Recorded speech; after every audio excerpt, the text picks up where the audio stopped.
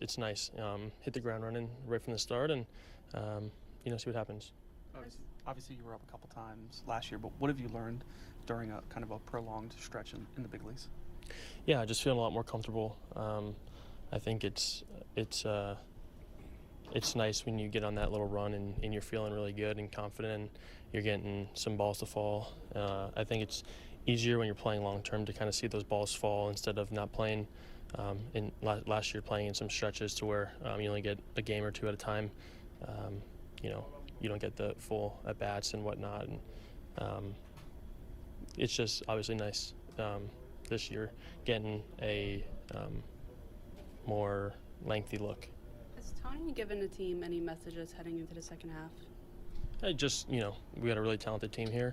We can control our effort and how we go about our business, and I think if you go into it with a negative attitude, the team might not perform as we want to. So let's just go out there and see where the next few weeks what happens.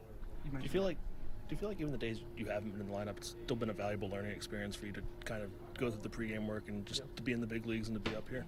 Yeah, absolutely. I actually had a talk with Stowers last year at one point, and I asked him, would you rather be in the big leagues, not playing much, or be down in AAA and playing every day? He's like, I think being in the big leagues is very valuable, even if you're not playing, just learning and being able to watch the game and be around the coaches and look what's happened with him.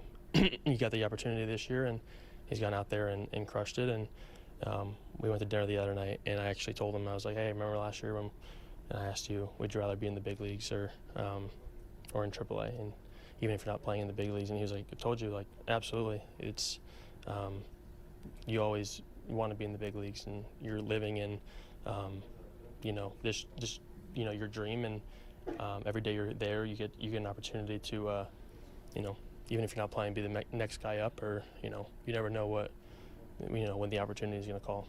How much more comfortable are you than you were a year ago, right?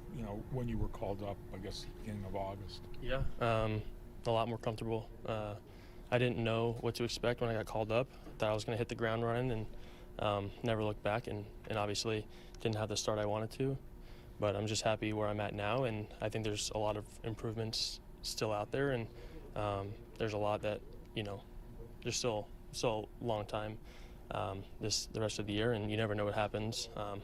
You can have a good week and get hot, and you never know what happens. So every day is just a new opportunity. You mentioned Stowers. Is that a lesson for you and really all young players, that even if things are a little bit choppy or you go up and down, that if you have the talent to get here, that the great things can happen for you if you keep at it? Yeah, I mean, you can look at it in a negative way and say, like, I'm not playing, I'm gonna not have the right attitude. So when you get in there, you're not going to be ready for the opportunity. Or you can look at it and I'm not playing today, but I'm going to get a little bit better and see if there's a pinch hit opportunity or someone gets hurt, or you just never know what happens. So I think being ready and having the attitude that I'm getting in there, it's more beneficial for sure. Were there any Oriole fans at Disney World? Oh yeah, I actually saw a few people with some Orioles hats on, and one little kid came up to me with the Gunnar Henderson shirt and asked, hey, are you Coby Mayo? And I thought it was pretty cool that just for that to happen. Being in Orlando, it's far from Baltimore, and I think it just goes to show you that there's a Birdland goes, it's not just in Baltimore, so.